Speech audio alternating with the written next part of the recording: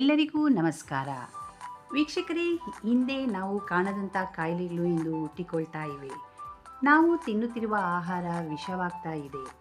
ಹಾಗೆಯೇ ಕಲಬೆರಕೆಯೂ ಹೆಚ್ಚಾಗ್ತಾ ಇದೆ. ಯಾವ ಪದಾರ್ಥಕ್ಕೆ ಯಾವುದು ಕಲಬೆರಕೆ ಅಂತ ನೋಡೋಣ ಬನ್ನಿ.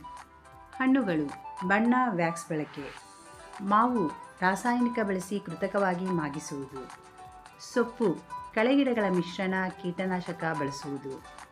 ಕೋಳಿ, ಕುರಿ, ಆಂಟಿಬಯೋಟಿಕ್, ಸ್ಟೆರಾಯ್ಡ್ ನೀಡುವುದು. ಚಹಾ ಪುಡಿ, ಉಪಯೋಗಿಸಿದ ಚಹಾ ಪುಡಿಗೆ ಬಣ್ಣ ಹಾಕುವುದು. ಕಬ್ಬಿಣದ ಚೂರುಗಳನ್ನು ಬೆರೆಸುವುದು.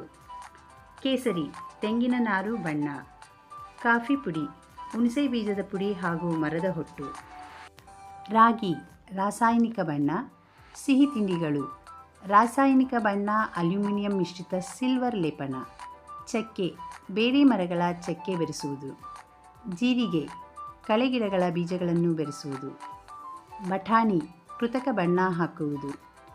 ಉಪ್ಪು, ಸೀಮೆ ಸುಣ್ಣದ ಹರಳು, ಗಾಜಿನ ಪುಡಿ. ಮೆಣಸಿನ ಪುಡಿ, ಬಣ್ಣದಿಂದ ಕುಡಿದ ಮರದ ಹೊಟ್ಟು. ಹಾಲು, ಡಿಟರ್ಜೆಂಟ್, ಯೂರಿಯಾ, ಹಿಟ್ಟಿನಂಥ ಪದಾರ್ಥಗಳು. ತುಪ್ಪ, ವನಸ್ಪತಿ ಪ್ರಾಣಿ ಕೊಬ್ಬು, ಆಲೂಗಡ್ಡೆ, ಗೆಣಸು. ಅಡುಗೆ ಎಣ್ಣೆ, ಟಿಒಸಿಪಿ, ಪೆಟ್ರೋಲಿಯಂ ಮೂಲದ ಎಣ್ಣೆ. ಸಕ್ಕರೆ, ಸೀಮೆ ಸುಣ್ಣ, ಗಾಜಿನ ಚೂರುಗಳು. ಬೇಳೆಕಾಳುಗಳು, ಒಣಹುಲ್ಲು, ಕಡ್ಡಿ, ಕಳೆಬೀಜಗಳು, ಕಲ್ಲು, ಚೂರಾದ ಧಾನ್ಯಗಳು. ಕಾಳು ಮೆಣಸು, ಪರಂಗಿ ಬೀಜ, ಒಣಗಿದ ಹಿಪ್ಪು ನೇರಳೆ ಕಾಯಿಗಳು. ನೋಡಿದ್ರ ವೀಕ್ಷಕರೇ, ನಮ್ಮ ಅನಾರೋಗ್ಯಕ್ಕೆ ನಾವು ಸೇವಿಸುತ್ತಿರುವ ಕಲಬೆರಕೆ ಆಹಾರನೇ ಪ್ರಮುಖ ಕಾರಣ.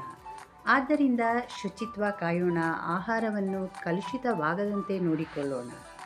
ವೀಕ್ಷಕರೇ, ನನ್ನ ಈ ಮಾಹಿತಿ ನಿಮಗೆ ಇಷ್ಟವಾದರೆ ದಯವಿಟ್ಟು ಲೈಕ್, ಶೇರ್, ಕಮೆಂಟ್ ಮಾಡಿ. ಹಾಗೆಯೇ ಸಬ್ಸ್ಕ್ರೈಬ್ ಆಗೋದನ್ನು ಮರಿಬೇಡಿ.